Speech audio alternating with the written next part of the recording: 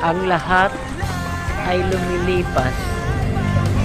Sana kung pwede lang maibalik ang nakaraan, yun na.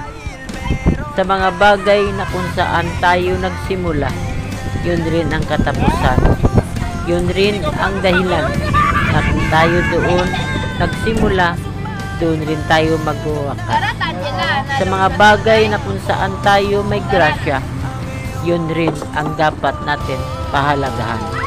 Sa mga bagay na kung saan tayo sa kadiliman, sana maghintay tayo ng sa susunod na araw.